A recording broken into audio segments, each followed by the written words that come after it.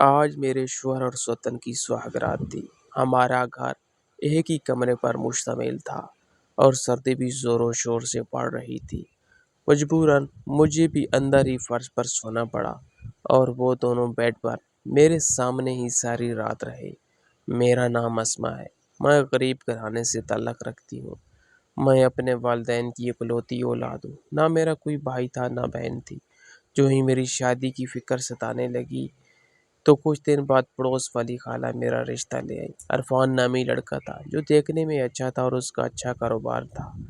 میرے باپ کو یہ رشتہ مناسب لگا تو رشتے کے لیے ہاں کہہ دی اور جو میں عرفان کی دلہن بن کر اس کے گھر چلی گئی۔ لیکن شادی کے 10 سال تک جو میرے ساتھ ہوا وہ اللہ نہ کرے کسی کے ساتھ ہو۔ شادی کے 10 سال بعد جب میری سوتن میرے سر پر آ گئی، ہمارے معاشرے میں مڈل کلاس لوگ پہلی بیوی کے ہوتے ہوئے دوسری شادی کیوں اور کب کرتے ہیں؟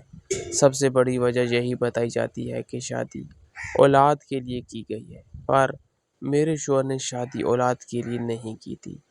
رات ہوئی تو میرے شوہر نے کہا کہ تم باہر چلی جاؤ۔ میں نے کہا کیا تمہیں کیا ہو گیا ہے؟ باہر بہت زیادہ سردی ہے، میں باہر جا کر کیسے سوؤں گی؟ اس نے کہا کہ پھر تم اندر بھی تو نہیں سو سکتی۔ اس کا یہ ایک دفعہ کہنا ہی بہت بڑی بات تھی کیونکہ اندر تو میں واقعی نہیں سو سکتی تھی۔ میں نے کہا ٹھیک ہے۔ میں اپنا تکیہ لے کر باہر پڑی، ایک چارپائی پر لیٹ گئی اور ٹھنڈ سے کانپنے لگی۔ اس نے کہا فکر مت کرو، 3 گھنٹے بعد تم واپس بلا لوں گا۔ جب اس نے 3 گھنٹے کا لفظ بولا تو مجھے ایسا لگا کہ میں یہاں سے چلی جاؤں یا خودکشی کر لوں۔ میں نے ہاں میں سر ہلا دیا۔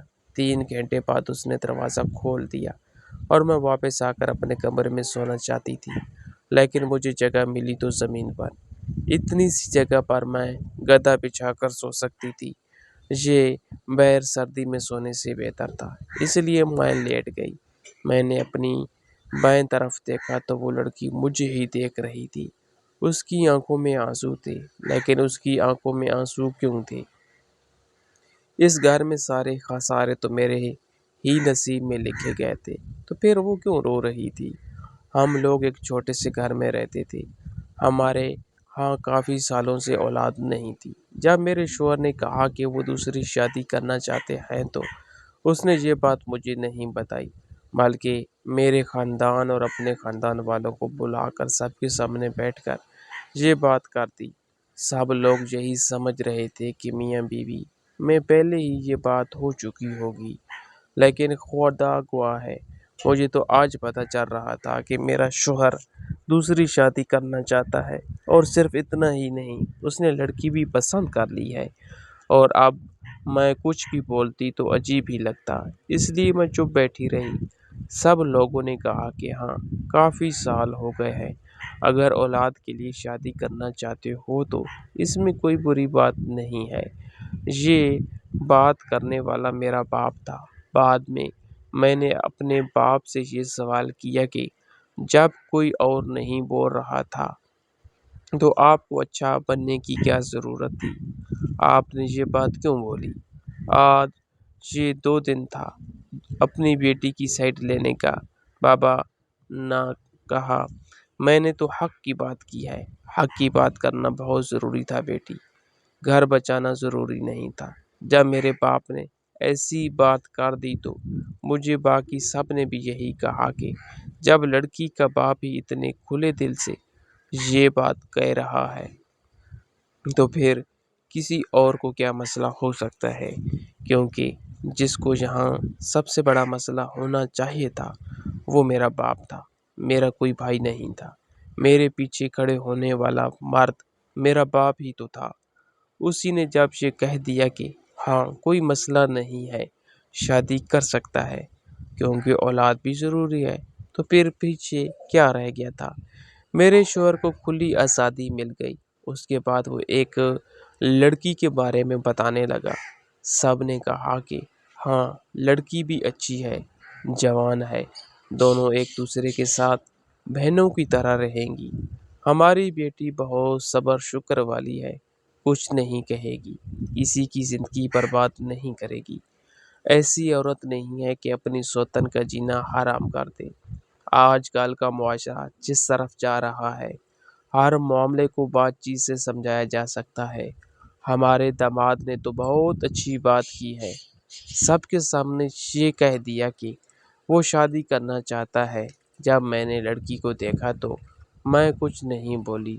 فلموں اور ڈراموں میں دکھایا جاتا ہے کہ ایسی باتوں پر بہت بویلا ہوتا ہے، چیخیں ماری جاتی ہیں، بڑے بڑے ڈائلاگ بولے جاتے ہیں، لیکن حقیقت یہ ہے کہ جب آپ کے ساتھ اتنا برا ہوتا ہے تو زبان بند ہو جاتی ہے، گلہ خشک ہو جاتا ہے، آپ کو پتہ ہی نہیں ہوتا کہ آپ نے کیا بولا ہے۔ میرے ساتھ بھی یہی ہو رہا تھا۔ میرے شوہر نے دنیا والوں کے سامنے تو یہ کہہ دیا کہ وہ اولاد کے لیے شادی کر رہا ہے، لیکن وہ اچھی طرح جانتا تھا کہ میں بانجھ نہیں تھی۔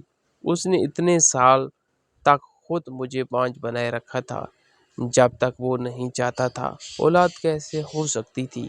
اسے اولاد نہیں چاہیے تھی، لیکن میری زندگی کے 10 سال ضائع کرنے کے بعد آج اس نے اسی بات کو میرے خلاف استعمال کیا اور کہا کہ اس کے اولاد نہیں ہو رہی، اس لیے میں شادی کر رہا ہوں، اور وہ اس میں کامیاب بھی ہو گیا۔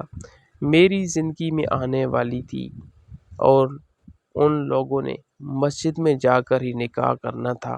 میرے شوہر نے کہا کہ تم بھی ساتھ چلو، تو میں نے کہا کہ مجھے ساتھ نہیں جانا، میرا اتنا کہنا ہی کافی تھا۔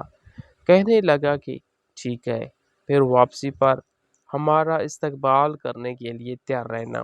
اس کا مطلب تھا کہ کھانا تیار کر کے رکھنا اور کمرے کو صاف کر دینا، اور میں نے یہ سب کیا۔ میں نے واقعی اپنی سوتن اور اپنے شوہر کا انتظار کیا، ان کے کمرے کو صاف کیا، بیڈ پر نئی چادر ڈالی، کمرے میں تھوڑا سا پرفیوم چھڑک دیا تاکہ اچھی خوشبو آئے۔ کھانے میں چائنیز بیف قورمہ اور کسٹرڈ سب کچھ میں نے بنایا تھا، اور میں ان کا انتظار بھی کر رہی تھی۔ وہ لوگ رات کو آئے۔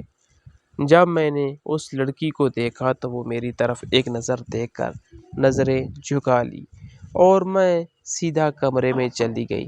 مجھے میرے شوہر نے کہا کہ تم نے سلام دعا ہی نہیں کی۔ میں نے کہا ساری زندگی پڑی ہے، کر لوں گی سلام دعا۔ شوہر کہنے لگا کہ ہاں، یہ بھی اچھی بات ہے، تھوڑی دیر کے بعد کھانا ہمارے کمرے میں لے آنا، تھوڑا آرام کر لیں اور اس کے بعد کھانا کھا لیں گے، اور آج رات کو تم باہر ہی سو جانا۔ اور پھر یہی ہوا۔ انہوں نے کھانا کھایا، اپنی زندگی کی شروعات کی۔ میں پہلے باہر سو رہی، سردی سے کانپ رہی، اور پھر اندر آ کر لیٹ گئی۔ اس لڑکی کی آنکھوں سے آنسو ٹپک رہے تھے، اور وہ آنسو میری ہتھیلی پر گر رہے تھے۔ میں سوچ رہی تھی کہ یہ کیوں رو رہی ہے، اسے تو خوش ہونا چاہیے۔ یہ میری زندگی کی کہانی کا مضبوط کردار تھی، اور سارے خسارے تو میرے نصیب میں لکھ دیے گئے تھے۔ میرا شوہر آج اس کا ہو گیا تھا، میرا کمرہ، میرا بستر، سب کچھ اس کا ہو گیا تھا۔ میرے پاس کیا رہ گیا تھا؟ زمین پر یہ تھوڑی سی جگہ اور اس گھر کے سارے کام جو صرف مجھ ہی کرنے تھے۔ اگلے دن وہ اس لڑکی کو لے کر ہنی مون پر چلا گیا۔ مجھے یاد ہے جب میں نے کہا تھا کہ ہم بھی ہنی مون پر جانا چاہتے ہیں، تو اس نے کہا تھا کہ میرے پاس اتنے پیسے نہیں ہیں، اور آج اسی نے پیسے نکال لیے، اور وہ لوگ 5 دن بعد واپس آئے۔ ان 5 دنوں میں میرے پاس وہی رشتہ دار آئے جو اس وقت میرے شوہر کا ساتھ دے رہے تھے، اور اب کہہ رہے تھے کہ تمہارے ساتھ بہت برا ہوا ہے۔ میں نے کہا کچھ برا نہیں ہوا، میں وہ پہلی عورت نہیں ہوں جس کے شوہر نے دوسری شادی کی ہے، اور نہ ہی وہ پہلی عورت ہے جو اپنی سوتن کے ساتھ ایک ہی گھر میں رہتی ہے۔ آپ لوگوں کو میرے لیے پریشان ہونے کی ضرورت نہیں ہے۔ انہیں بھی سمجھ آ گیا کہ میری زبان کیوں تلخ ہو گئی ہے، اس لیے وہ چپ چاپ چلے گئے۔ اگلے دن میرا شوہر کام پر چلا گیا۔ وہ لڑکی کمرے سے نہیں نکل رہی تھی۔ پھر مجبوری میں نکلی۔ میں نے کہا ناشتہ بنا دوں؟ تو اس نے کہا میں خود بنا لوں گی۔ میں نے کہا میں بنا دیتی ہوں، آج تمہارا پہلا دن ہے۔ میں نے ناشتہ بنا کر اس کے سامنے رکھا۔ وہ سر جھکا کر کھانے لگی، تھوڑا سا کھایا اور کہنے لگی بس۔ میں نے کہا کیوں؟ پیٹ بھر گیا تمہارا؟ تمہارا پیٹ تو کبھی نہیں بھرے گا، میرے شوہر کو کھا کر بھی نہیں بھرے گا۔ یہ بات ایک سوتن نے نہیں بلکہ ایک دوست نے دوسری دوست کو کہی تھی، ایسی دوست جو اس کے لیے جان دے سکتی تھی، لیکن آج اس نے اس کا سہاگ چھین لیا۔ تم بھائی کہتی تھی نا تم عرفان کو، تو پھر یہ سب کیسے کر لیا؟ جس پر سب سے زیادہ بھروسہ ہوتا ہے وہی بھروسہ توڑتا ہے۔ میں دنیا کے بارے میں یہ سوچ سکتی تھی کہ وہ میرا شوہر چھین لے گی، لیکن تمہارے بارے میں نہیں۔ اس دن تم نے مجھے کہا تھا کہ تمہاری امی بیمار ہے اور عرفان کو بھیج دو۔ اب بتاؤ تمہاری ماں بیمار تھی یا تمہیں کوئی اور بخار چڑھا تھا؟ اب تو بخار اتر گیا ہوگا، فکر نہ کرو، ایسا ایسا سب ٹھیک ہو جائے گا۔ یہ سن کر وہ روتی ہوئی چلی گئی۔ تھوڑی دیر بعد اس کے الٹی کرنے کی آواز آئی۔ شاید جذبات کی شدت کی وجہ سے وہ گھبرا گئی تھی اور جو کھایا تھا وہ باہر آ گیا۔ ایسا تب ہوتا ہے جب انسان بہت زیادہ جذباتی ہو جائے۔ شام ہوئی تو میرا شوہر واپس آ گیا۔ اس نے اسے کچھ نہیں بتایا اور ہم دونوں خاموش رہے۔ پھر دن اسی طرح گزرتے گئے۔ وہ میرے سامنے نہیں آتی تھی اور کمرے سے تب ہی نکلتی تھی جب میرا شوہر گھر ہوتا تھا، کیونکہ اسے ڈر لگتا تھا کہ میں اسے کچھ نہ کچھ کہہ دوں گی۔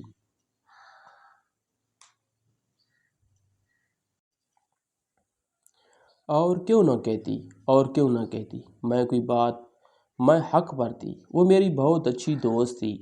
میں ہمیشہ اس کے سامنے فرحان کی تعریفیں کرتی تھی، جبکہ عرفان نے شادی کے تیسرے دن ہی مجھ پر ہاتھ اٹھایا تھا۔ لیکن ہم مشرقی عورتیں ہیں، نہ ہم یہ بات کسی کو نہیں بتاتے۔ ہمارا شوہر کمرے میں ہمارے ساتھ چاہے شیطان کی طرح پیش آئے، لیکن دنیا والوں اور اپنے ماں باپ کے سامنے ہمیں اسے فرشتہ بنانا ہوتا ہے، چاہے وہ ہمیں ایک پیسے کی چیز نہ لے کر دے۔ لیکن ہم خود ہی اپنے پیسوں سے چیزیں خرید کر لوگوں کو کہتے ہیں کہ ہاں شوہر نے خرید کر دی ہے۔ اپنے شوہر کو اس حد تک اچھا بنا دیتی ہے کہ کل کو ہم کہیں کہ اس نے ہمارے ساتھ برا کیا ہے تو زمانے والے کہتے ہیں کہ نہیں تمہاری غلطی ہوگی، اور وہ تو بہت اچھا ہے۔ وہ بھی شاید یہی سمجھتی تھی کہ فرحان اس دنیا کا سب سے اچھا شوہر ہے، اس لیے اس نے میرے شوہر سے شادی کرنے کے بارے میں سوچا، کیونکہ جس جگہ پر اس کی پہلی شادی ہوئی تھی ابھی 3 مہینے گزرے تھے اور اب اسے دوبارہ کوئی بھی کنوارا لڑکا نہیں ملنے والا تھا۔ اس لیے اس نے میرے شوہر پر ڈورے ڈالے اور اسے یہ آسان شکار لگا ہوگا، وہ تو پہلے سے ہی تیار بیٹھا تھا۔ ایک دن اسی طرح باتوں باتوں میں میری نگینہ سے بحث ہو گئی تو وہ کہنے لگی دے دینی تھی نا اولاد، پھر فرحان کو نہ عطا ہوتی میرے پیچھے۔ میں نے کہا کہ اولاد تمہیں یہ لگتا ہے کہ میں بانجھ ہوں؟ بالکل ٹھیک ہوں، تمہارے عرفان کی وجہ سے نہیں ہوئی اولاد، اولاد سے نفرت ہے تمہارے یہاں بھی نہیں ہوگی، بچے پسند نہیں اس کو۔ جب میں نے یہ بات کہی تو نگینہ حیران رہ گئی۔ روز رات کو میں باہر سوتی تھی، آپ تو یہی انتظار کرتی کہ سردیاں ختم ہو جائیں، کیوں مجھ سے یہ سردی برداشت نہیں ہوتی۔ 2 گھنٹے کے بعد وہ مجھے واپس بلاتا، کہتا اندر آ کر سو جاؤ۔ جب نگینہ آئی تھی میرے شوہر نے میری طرف نہیں دیکھا تھا، خدا گواہ ہے کہ مجھے اس بات سے فکر بھی نہیں تھی، میں تو خوش تھی، میری درد بالکل ٹھیک ہو گئی تھی۔ اب میں خود بازار چلی جاتی، اپنے ماں باپ کے گھر چلی جاتی، گھر کے کام کرتی، اس کے بعد پورا دن آرام کرتی، رات کو 2 گھنٹے سردی میں گزارتی، پھر سکون سے سو جاتی تھی۔ اور نگینہ، وہ تو ساری رات روتی رہتی تھی۔ اب تو وہ اٹھنا چاہتی تھی، نہ بیٹھنا نہ چلنا، اس کے ہاتھوں میں جان نہیں تھی۔ کھانا کھاتی تھی تو اس کے ہاتھ کانپتے تھے۔ ایک دن میرے شوہر نے کہا کہ اس کو ڈاکٹر کے پاس لے جاؤ۔ میں اسے اپنے والے ڈاکٹر کے پاس لے گئی، یعنی وہ ڈاکٹر جس کے پاس میں جاتی تھی، اور اس کو سب کچھ بتا دیا کہ کیا معاملہ ہے۔ اس نے کہا کہ پھر آپ اسے یہاں کیوں لائی ہیں؟ اس کو تو پہلے سے ہی پتہ ہے کہ اس سب کی وجہ کیا ہے۔ اپنے شوہر کو سمجھاتی کیوں نہیں؟ میں نے کہا کہ جب میں اپنے معاملے میں نہیں سمجھا سکی تو اس کے معاملے میں کیا سمجھاؤں؟ آپ اسے کوئی دوا دے دیں تاکہ اس کی حالت ٹھیک ہو جائے۔ جب ہم ہسپتال سے واپس گھر آ رہے تھے تو نگینہ نے مجھ سے کہا کہ تمہارے ساتھ بھی یہی سب کچھ ہوتا تھا؟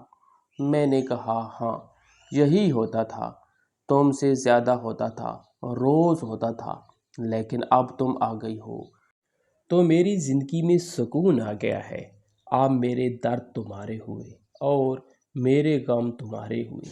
اب اپنی زندگی عرفان کے ساتھ گزارو، خوش تو تم بہت ہوگی، ہوا بھی تمہاری شادی کو 1 مہینہ بھی نہیں ہے، اور تم اتنا بڑا شور مچا ہی تم نے اٹھنے کی قابل رہی نہ بیٹھنے کی، تو بتاؤ پھر وہ کیا کہہ رہی ہے؟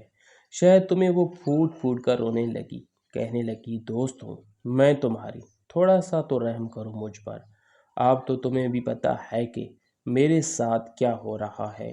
میں نے کہا دوست نے تو یوں میرے گھر پر ڈاکہ نہ ڈالے۔ اس نے کہا کہ میں تم کون سا خوش تھی؟ میں نے کہا خوش تھی یا اداس، وہ میرا مسئلہ تھا، تمہارا نہیں۔